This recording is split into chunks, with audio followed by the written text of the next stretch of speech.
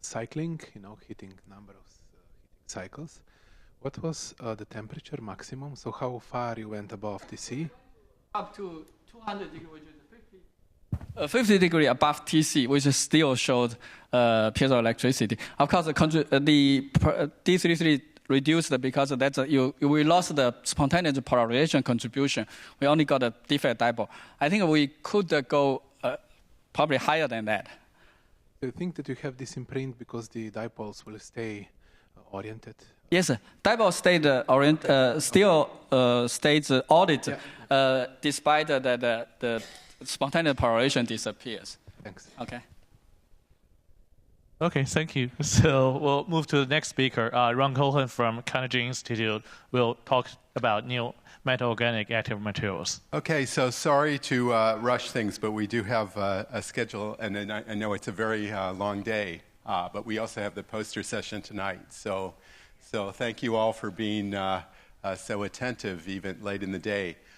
So I'm going to talk, I should say now, for something completely different. I'm going to talk about some really new sorts of materials. I don't know where it's going to go. So this is very much work in progress. And if anybody knows anything about organic chemistry, you should talk to me, because I don't. But I've been trying to work on these systems. So I'm going to talk about something that I'm very excited about. We've been beating perovskites to death for many years, and they'll probably be the best materials forever for electromechanical applications. But maybe there's things that you can do with different kinds of materials. And so I got excited about metallocene. So this is ferrocene, for example. This is a molecule. There's something like this in your body. So this is iron, and these are called cyclopentadienyl rings, okay? And they're carbon and hydrogen, and they're aromatic structures, so there's resonant bonds between these, just like in benzene, which is the six-fold ring. And it's rather interesting because the iron in this is actually low spin. So it's, but if you put in, you can make these with all kinds of different cations, and some of them are in the crystalline form are ferromagnetic, some are anti-ferromagnetic. These rings actually can spin around at room temperature, and you can add different things to the rings and so forth. I'm going to be talking about some things I've been doing with, oops, wrong way, sorry. But just by way of introduction, there are other works on organic ferroelectrics. For example, this work of Strop et al. And most of these known organic ferroelectrics are based on hydrogens that hop. And so you have polarizations that form from the hydrogens hopping from one molecule to another.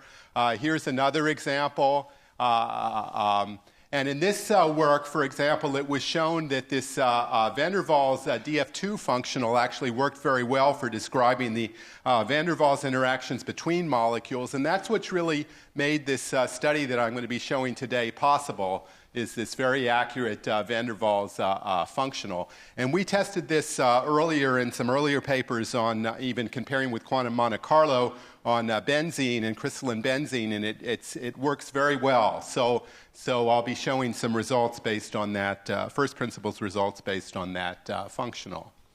And we've also done some work on these hydrogen-bonded ferroelectrics, so I'm not going to talk about it today, and it's not published yet. But again, it involves these, this is known experimentally, it involves these protons hopping from one molecule to another. So we're not going to talk about protons hopping. So this is a theory and experiment paper that was published a couple years ago on ferrocene. And ferrocene, you would think, doesn't have anything to do with ferroelectricity, but they showed that if you measure the dielectric constant versus temperature, it has a peak in the dielectric constant, even though this is ostensibly a nonpolar molecule. But they did some calculations for these molecules using Gaussian, and they found that indeed the two different molecules in the structure, which are symmetrically inequivalent, do have polarizations, and the polarization direction is completely non-trivial. of why it would be in these particular directions, but it seems to agree with experiment as well. So I got interested in the idea of not looking at these low polarization molecules, but actually substituting them to make more higher polarizations. But first, we wanted to just test that the methods work and are accurate. So we studied different van der Waals functionals, the DFT-D, which is the Grimm's semi-empirical functional, the RVV10, and then this DF2 functional. And in general, this DF2 functional works better. This is ferrocene, nicolecene, cobutylcene, and vanicene. So these are just different transition metal ions. And the other thing that's very interesting is they have different magnetic ground states. And in many cases, the magnetic ground states are quite similar in energy. So these may actually have magnetoelectric effects as well. Interestingly, if you do DFT plus U on these materials, it's a disaster. Actually, DFT, because it kind of averages things, actually does a pretty good job with these aromatic systems.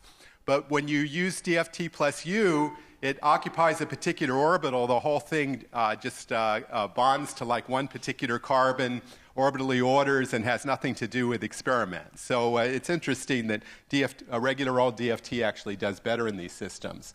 So we've been studying also their electronic structure. This is for plain old ferrocene, crystalline ferrocene. And one thing that's interesting is that you do see some bandwidth. So if they were just separate molecules that were van der Waals bonded together, you wouldn't expect to see a half a volt of bandwidth. And so this is just at zero pressure, and Fermi levels here, these bands are pretty flat, but some of them have significant width. We also, this is kind of a traditional molecular orbital diagram for the bonding between the iron and the cyclopentanediols. So I should have mentioned that these rings are considered to be like -1 ions. And so you have essentially an Fe2 plus with two rings which are -1 each. But I'm going to say more about that later on. And we've also been looking at the bonding with various sorts of approaches. This is this so-called crystal orbital Hamiltonian population, which looks at what actually forms the bonds. And so these are bonding states. And primarily it's, as people have said before in ferrocene, now we're just using a different tool, it's primarily pi bonding between the aromatic rings and the iron D states. So, and this is showing other published work on looking at these frontier orbitals and seeing these pi bonds. So there's thousands and thousands of papers on these molecules and on these, but not so many on the crystals. Now, I started getting interested in putting different halogens on these molecules. And it turned out that one of the experts in this field, Karl-Heinz Sunkel, is actually at LMU, where I spend half of my time in Munich. So he's a physical chemist, and he's been making these things for years and years and years. And he said, finally, I can answer people why these might be useful.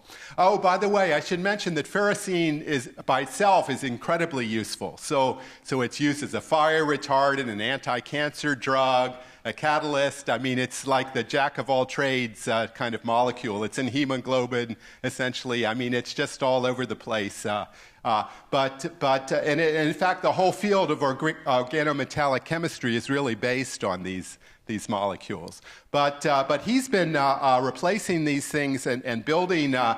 It's real wet chemistry. I visited his lab, and it's all kinds of bubbling flasks and things. It's real chemistry, and so they can. I did it again. They can make these things with different numbers. So this has 5 fluorines on one side and no fluorines in the other, so it's a more polar molecule. And this is actually experimental data looking at the structure. So we've been working together with him. And sorry, I can't handle this remote. So I can't blame anyone else. So if you look at, for example, this polar molecule with 5 fluorines. So if you look at the published structure, it's centrosymmetric. So that might be a little bit discouraging.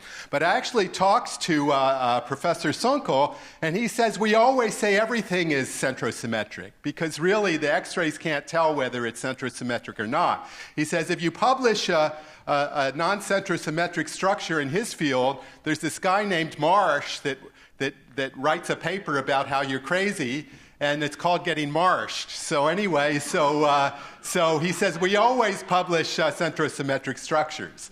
So I did calculations for both the centrosymmetric structure and this polar structure, and they have basically the same energy. So it's only like 0.7 millivolts per atom different in energy. So that's encouraging that one might be able to easily either drive it ferroelectric or make it ferroelectric. And if you compute the polarization of this, I call it ferroelectric just for fun, but I mean this polar version, it has an appreciable but small polarization. So, I mean, it may be possible to make materials with higher polarization, but anyway, it's non-zero. So he actually had this stuff sitting around. So I managed to get some back into the US. That was exciting for me as a theorist because he gave me this stuff and he said it sublimes at room temperature, so you've got to keep it cold. So I had it in my carry-on luggage, and I had no idea how this was going to work in airport security, having these little yellow crystals wrapped in dry ice. But anyway, it did work, and we did Raman on them, which has never been done before. And these are computed Raman spectra. And what I was hoping, which I really haven't done yet, is to see if I can tell whether it's polar or nonpolar by looking at the Raman spectra. Now, there's a lot of lines, but these are computed, and I've tried to scale them, match them up with the experiment that we did, and you can see it's actually pretty good agreement for where these bands are. One thing that's interesting is there's some unstable modes, and so, usually you think that's terrible. How could there, it must be totally wrong. But actually, this is really a groundbreaking work. I mean, this is 1994. Blachel's, Karl Schwarz and Blachel's group, they did first principles molecular dynamics with LEPW. This was before there were any, on just a single molecule. And then they fit phonons to it, and they came up with this spectrum from their simulations, published a long time ago. And it actually, you see there's a mode down at like 20 wave numbers, and this is from molecular dynamics. So it does have some very soft modes. Now, unfortunately, these modes are not polar modes, okay? So, so they're not going to give us ferroelectricity, but it's interesting. And this is the experimental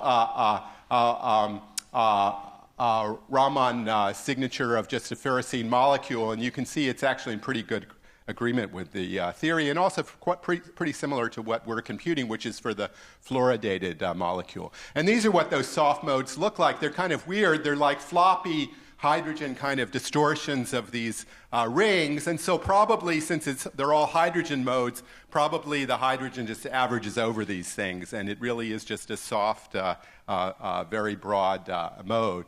Now, one thing that's interesting is I've done density functional perturbation theory, and the effective charges are totally weird, for somebody who's been working on perovskites or oxides. So, for example, for the irons, of course, they're nominally it's 2+, but the effective charges are like minus 1.4, So this represents how the charge moves when you move an iron. So, it's going to take a lot of new thinking to try to understand these materials.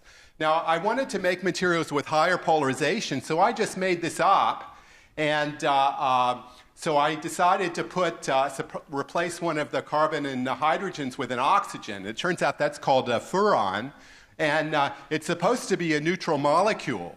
But it turns out that it's stable like this, so this is totally weird. So even though it's supposed to be neutral, it actually does bind to the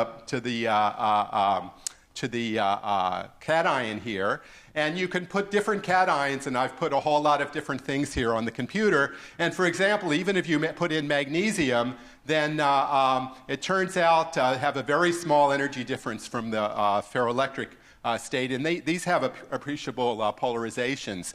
It turns out that this kind of stuff has been made, and except that it was done with ruthenium. So now we've done calculations on ruthenium, but they stuck an extra chlorine on it. And so we tried that. It actually seems to be less stable. So, maybe we'll be teaching the chemists something about these systems, or maybe I'm completely out to lunch. Anyway, this is all work in progress. So anybody that's interested in or has some ideas, I'd be interested in talking to you. And I'm just interested in seeing where that goes. And there's a number of people involved. There's experiments like Mukhtar and Darren did work with me with the Raman. And I mentioned Karl-Heinz Sunkel, but I don't have his photograph here. And mainly, Shi Lu are just having conversations and discussions. And then Haiwu Zhang's a new postdoc in Munich who's working on doing computations on these things with me. So, okay, well, thank you.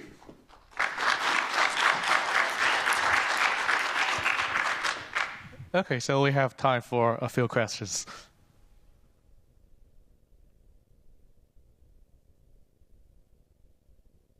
One knows what to say about this. I have a quick question.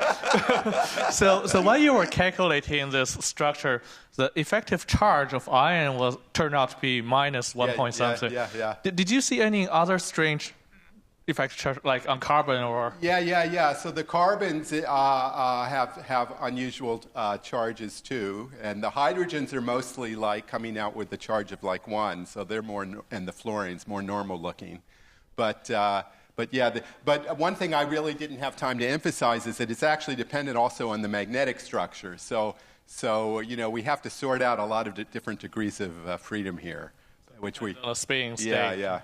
Okay. Because ferrocine's a pretty well-known molecule with organic chemists, are there like coupled cluster calculations you can compare your van der Waals functions to? And sometimes with molecules with transition metal oxides, DFT reorders the level. So not only is your gap wrong, but your frontier orbitals can be incorrect, which can give you some funny behavior. So So there aren't many studies of the crystal. Right. And almost, I guess all of the ones I found are basically DFT based. So in terms of the molecule, I haven't even done the molecule by itself yet, though I plan to. So I can't, but it is possible that that the level order may change from DFT. It's possible, but it's a relatively minor change, but it still may be. And so I guess I say it remains to be seen, because I do want to do the molecule basically just like the Veen2K group did, in a big unit cell and I mean a big box and compare more directly with the. But one thing that's very encouraging, I obviously ran through things very quickly, but the structural parameters like the volume and the bond distances and so forth are actually coming out very good. And I don't know. I don't think anybody's ever done those. There's 42 atoms in the simplest cell here, so I don't think anybody's done high-level quantum chemistry on that. Okay, so. So in the early part of your talk, you said that the unsubstituted metalloferrocines do become polar. Yes. And I wasn't sure how that comes about. That's because in the gas phase they're not, right? But somehow when you pack them in a crystal, they are? No. Even the single molecule is, really? If you do it with like B3 lip or something, it comes out polar. Okay, so with the iron slightly off centers, and it all depends on the orientation of the ring. So you have they're not in these calculations, they're not rotating. So when depending on the relative orientation of the two rings with respect to each other, they get a different polarization direction. So it's all kind of weird, yeah. Okay. Sorry, probably one last question. Yeah, I'd like to suggest that tilting mode may be your 20 wave number mode, and that may not survive to very high temperature. Right. But I think most of the polarization is coming from making these hetero sandwiches that are very interesting, with one side fluorinated and one side not. Yeah. But the methodological point I wanted to make is some of us have been having luck doing DFT plus U plus J plus semi-core plus partial core. So just DFT plus U, I agree with the negative remarks, but we're finding that with a small U and actually including J separately, not just effective U minus J, and doing semi-core and doing partial core, you can get very nice spin structure energy ordering. So maybe that's something we could discuss further. Okay, thanks.